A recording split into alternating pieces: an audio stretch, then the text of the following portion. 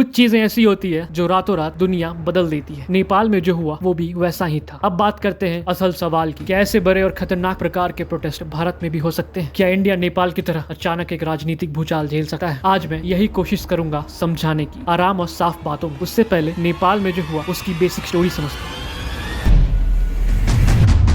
Government ने 26 app एक झटके में बैन कर डाला। लोगों ने इसे सेंसरशिप समझा। यूथ ने बाहर आना शुरू किया। प्रोटेस्ट तेजी से बढ़े। कुछ जगह पुलिस फायरिंग हुई। रिजल्ट 70+ डेथ और 1000 से भी ज्यादा लोग इंजर्ड हो गए। कई जेल से ऑलमोस्ट 13,000 प्रिजनर्स भाग गए। एयरपोर्ट बंद हुए। कर्फ्यू लगा। इंटरनेट शटडाउन हुआ। प्रेशर बढ़ने पर पीएम ने रिजाइन किया। फिर ट्विस्ट आया 12 सितंबर 2025।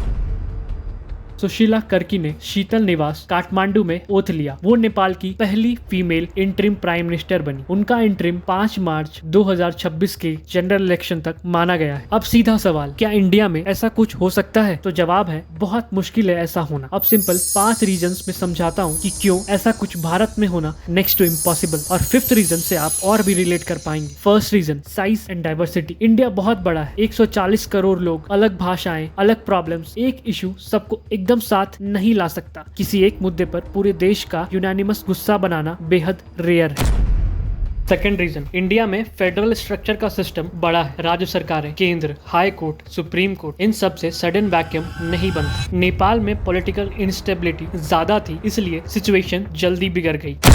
Third reason, internet and infra resilience. India का डिजिटल नेटवर्क ह्यूज है। लोकल शटडाउन हो सकता है, लेकिन पूरे देश को लॉन्ग टर्म ऑफलाइन रख पाना प्रैक्टिकल नहीं है। Fourth reason, economic cost. Nepal छोटी सी इकोनॉमी है, इसलिए टूरिज्म और ट्रेड जल्दी इफेक्ट हो। इंडिया में नेशन वाइड वायलेंट प्रोटेस्ट का नुकसान बहुत बड़ा होगा। Jobs, supply chain, stock market, सब पे इफेक्ट पड़ेगा। लोग इतना नुकसान टॉलरेट नहीं कर पाएंगे। फिफ्थ रीजन, जो एक बहुत लॉजिकल रीजन हो सकता है, fragmented public issues. India youth के इश्यूज डाइवर्स है। Exams, jobs, regional problems, caste. इसलिए एक सिंगल इशू पर यूनिवर्सल यूनिटी बनाना टफ है। देखो, इसका मतलब ये नहीं कि इंडिया में प्रोटेस्ट्स नहीं होंगे। Student protest, farmer strike, local agitations. लेकिन जो नेपाल में हुआ, जिसमें एक स्पार्क ने पूरे सिस्टम को हिला डाला, वो इंडिया में रेप्लिकेट होना बहुत कम पॉसिबल है। अगर फिर भी ऐसा नेशन वाइड वायलेंट ट्राई कर गया तो ह्यूमन और इकोनॉमिक लॉस इतना ह्यूज होगा कि सपोर्ट टिकना मुश्किल हो जाएगा।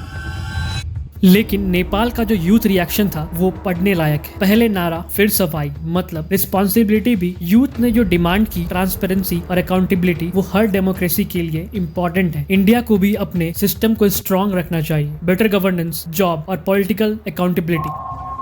शॉर्ट में कहूँ तो नेपाल जैसा रैपिड पॉलिटिकल अपहील इंडिया में बहुत मुश्किल है। साइज, इंस्टीट्यूशन, इंफ्रास्ट्रक्चर और इकोनॉमिक कॉस्ट की वजह से। पर इसका मतलब ये भी नहीं कि हम कुछ ना करें। हम सबको अपने डेमोक्रेसी को एक्टिव रखना है। वोट करो, अकाउंटेबिलिटी मांगो और यूथ पार्टिसिपेशन बढ़ाओ।